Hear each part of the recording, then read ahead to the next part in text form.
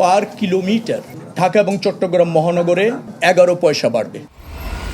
জ্বালানি তেলের দাম বৃদ্ধির প্রভাব পড়েছে পরিবহন খাতে। এ পরিস্থিতিতে বাস ভাড়া সমন্বয়ের সিদ্ধান্ত নিয়েছে সরকার। সচিবালয়ে আয়োজিত এক সভায় সড়ক পরিবহন ও সেতুমন্ত্রী শেখ রবিউল আলম জানান, সর্বনিম্ন ভাড়া 10 টাকা অপরিবর্তিত রেখে প্রতি কিলোমিটারে 11 পয়সা ভাড়া বাড়ানো হয়েছে। পরিবহন সেক্টরে ভাড়া বাড়ানোর একটা দাবি উত্থাপিত হয়েছে। পার কিলোমিটার ঢাকা এবং চট্টগ্রাম মহানগরে 11 পয়সা বাড়বে। নতুন নির্ধারণ অনুযায়ী ঢাকা ও চট্টগ্রাম মহানগরে বাস ও মিনিবাসের ভাড়া প্রতি কিলোমিটারে 2 টাকা 42 পয়সা থেকে বেড়ে হয়েছে 2 টাকা 53 পয়সা। দূরপাল্লার বাসে ভাড়া 2 টাকা 12 পয়সা থেকে বেড়ে দাঁড়িয়েছে 2 টাকা 23 পয়সা।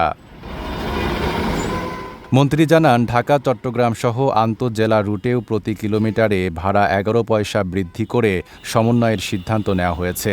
এই সিদ্ধান্ত আজ থেকেই কার্যকর হবে এবং শুধুমাত্র ডিজেল চালিত বাসের ক্ষেত্রে প্রযোজ্য হবে। সিএনজি চালিত বাস এই বৃদ্ধির আওতার বাইরে থাকবে। তিনি আরও বলেন, জ্বালানি তেলের দাম কমলে ভাড়াও সমন্বয় করা হবে, তবে রেল ভাড়া বাড়ানোর বিষয়ে এখনও কোনো সিদ্ধান্ত হয়নি।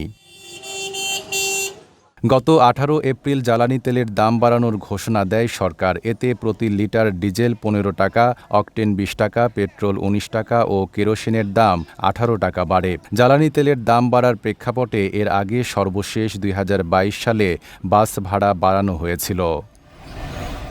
নাঈম আরাবী, ঢাকা পোস্ট।